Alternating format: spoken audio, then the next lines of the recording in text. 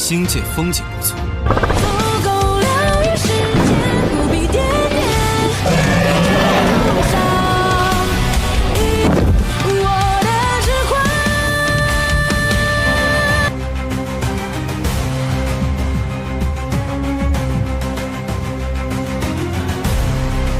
Сяо Янь, святой одной звезды высокого уровня, отправляется на остров драконов выручать Цзиянь. 3 короля драконов напали всей своей мощью и пытались убить Цзиянь. Сяо Янь воспользовался своей сильнейшей техникой — лотос ярости Будды 5 цветов, и это на уровне святого. Только представьте себе эту мощь, однако 3 короля драконов, получив весь этот урон, остались живы.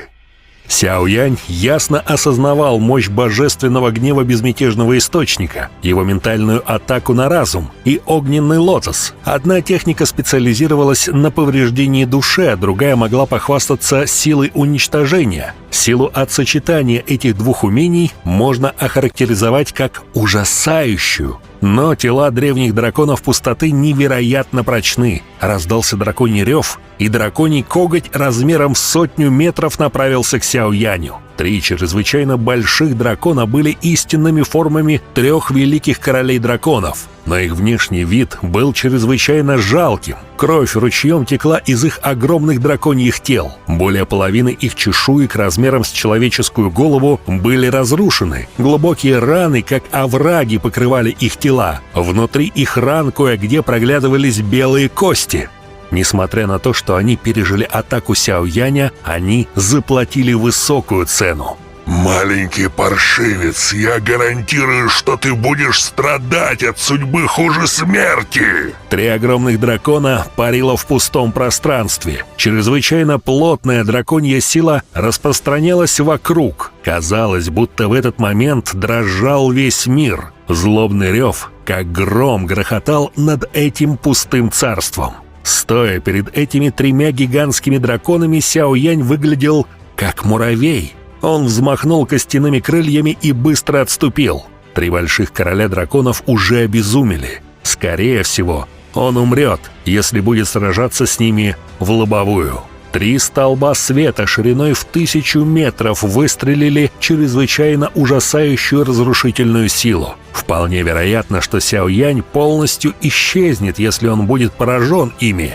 Реинкарнация гневного Будды. Сяо Янь активировал собственно созданную технику на уровне святого. 4 сгустка небесного пламени вылетело и превратилось в платформу, формируя огненное кольцо. Это был уникальный навык Дао Ци, который постиг Сяо Янь, продвинувшись на уровень святого. Огромная огненная платформа столкнулась с атакой 3 королей драконов.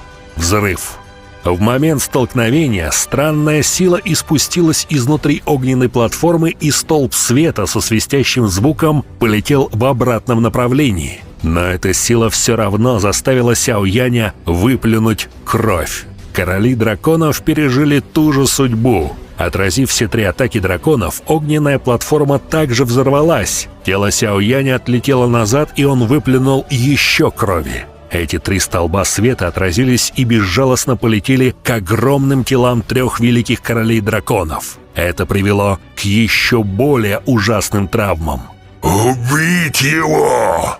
Дикий и жестокий рев отразился в пространстве. Северный король драконов в этот момент пришел в ярость. Объединенные атаки 3 великих королей драконов не только не смогли быстро прикончить Сяо Яня, вместо этого они сами пострадали от своих же атак. Напомню только на секунду, что Сяо Янь в этот момент был на пике одной звезды святого, в то время как короли драконов обладали силой святого 3 звезд, а северный король почти 4 звезд. С таким разрывом в силе Сяо Янь умудрился не только выжить, но и ранить драконов. Сяо Янь стабилизировал свое тело и вытер следы крови из уголков рта. В его глазах также возникло какое-то безумие. 3 великих короля драконов загнали его в угол. «Вам всем придется постараться больше, если вы хотите убить меня. Когда глаза Сяояня наполнились безумием, обе его руки образовали ручную печать, и огромная иллюзорная фигура снова покрыла его тело. Он вновь активировал свою духовную силу, чтобы высвободить божественный гнев безмятежного источника. Устрашающая атака духовной силы вновь вспыхнула и безжалостно поразила 3 великих королей драконов. В этот момент гигантские кровавые глаза 3 великих королей драконов потускнели. Духовные атаки нанесли им большой вред. Северный король драконов первым оправился от второй духовной атаки. «Сдохни, мальчишка!» Он снова принял человеческий облик и во вспышке появился прямо перед Сяоянем со свирепым выражением лица, ударив его в грудь. Сяоянь получил страшный удар. Он со свирепым взглядом посмотрел на северного короля драконов. Со взмахом его руки 4-цветный огненный лотос вдруг появился и врезался в грудь северного короля драконов. «Взорвись!» Еще раз вспыхнул огненный лотос. И от взрыва северный король драконов отправился в полет на 10 000 метров. Тот не ожидал такого. Сяоянь обменялся с ним ударом на удар. Внутренности тела Сяояня оказались в полном беспорядке от удара северного короля драконов. Даже его грудь слегка вогнулась. Без его чрезвычайно сильного тела вполне вероятно, что удар северного короля драконов попросту взорвал бы его тело. Пока Сяоянь пытался отдышаться, в воздухе возникло 2 вспышки света. Это были южный и западный короли драконов. Глаза этих двоих были ярко-красными, и они выглядели совершенно безумными. 3 великих короля драконов были избиты до такого жалкого состояния кем-то из представителей молодого поколения. Просто думая об этом, рациональные мысли этих 2 королей наполнялись безумием. «Мелкий сопляк, иди и умри!»